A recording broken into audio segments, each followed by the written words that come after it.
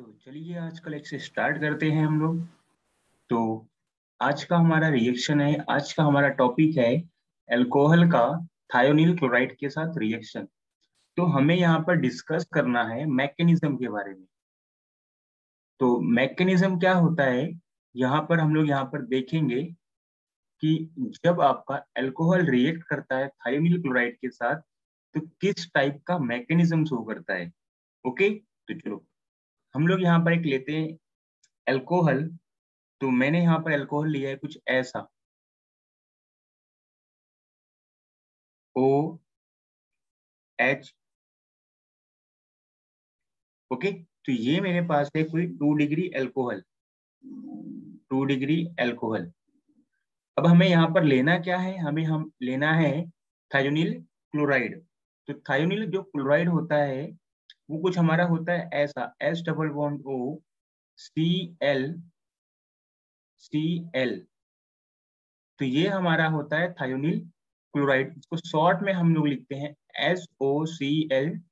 तो चलो अब हम लोग यहाँ से इसके मैकेनिज्म के बारे में पढ़ते हैं कि यहाँ पर मैकेनिज्म कौन सी होती है। तो देखो होता ये है कि हमारे पास ये जो ऑक्सीजन है इनके पास होता है लोन पेयर, और जब ये लोन पेयर है तो ये इलेक्ट्रॉन रिच स्पीसीज होते हैं।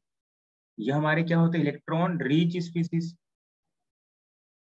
ओके, तो ये क्या होते हैं, ये आपका अटैक मारते हैं इस इलेक्ट्रॉन डेफिशिएंट स्पीसीज के पास जो कि आपका है सल्फर। ओके, अब आपको मालूम कैसे पड़ेगा कि इलेक्ट्रॉन डेफिशिएंट है। तो देखो यहाँ पर जो आपका सल्फर है इसका जो ऑक्सीडेशन नंबर है यहाँ पर आपको कैलकुलेट कर लो।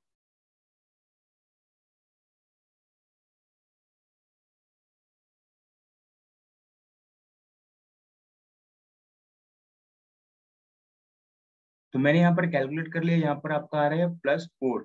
ओके, तो ये आपका इलेक्ट्रॉन डेफिशिएंट हो गया। तो ये अटैक मारता है यहाँ पर सल्फर पे।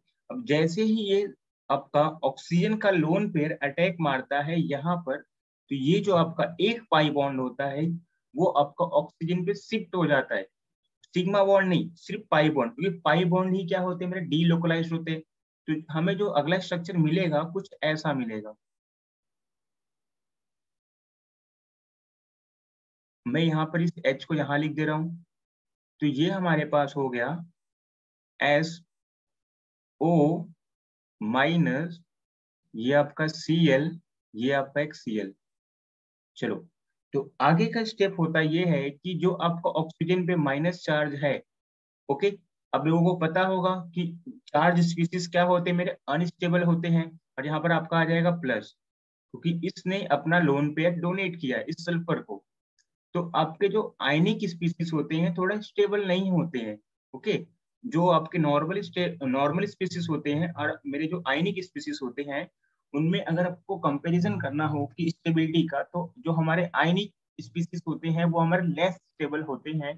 तो अब होगा ये कि जो आपका ये जो आपका बॉन्ड है यहाँ पर कुछ आएगा फिर से, और जो क्लोरीन होता है वो ना, ये अच्छा आपका लिविंग ग्रुप होने की वजह से, ये लिविंग ग्रुप होने की वजह से ये आपका बाहर निकल जाएगा। तो जब ये बाहर निकलेगा तो आपको कुछ ऐसा प्रोडक्ट दिखेगा।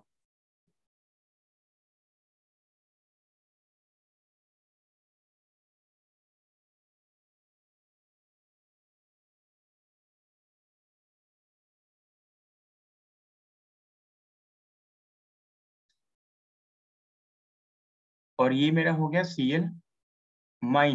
ओके, ये आपका हो गया Cl-। तो अब यहाँ पर होता क्या है देखना, तो ये आपका एक तरह का न्यूक्लियोफाइल की तरह काम करने लगा। ये आपका एक तरह का न्यूक्लियोफाइल की तरह काम करने लगा। ओके, अब यहाँ पर हम लोग देखते हैं। तो यहाँ पर जो आपका, अब यहाँ पर जो मैकेनिज्म अप्लाई होता है जिसे हम लोग कहते हैं SN2 मैकेनिज्म। ये तो आप लोग भी जानते होंगे कि SN2 मैकेनिज्म क्या होता है।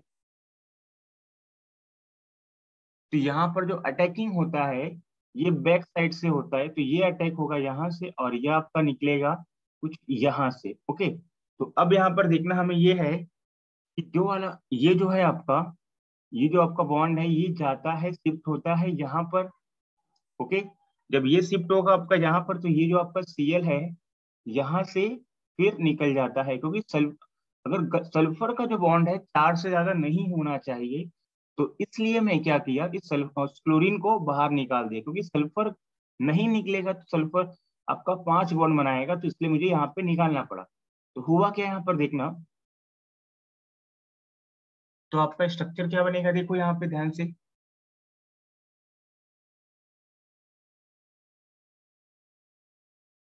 Cl plus S double bond O plus H, और यहाँ पर आपका क्या है Cl माइनस।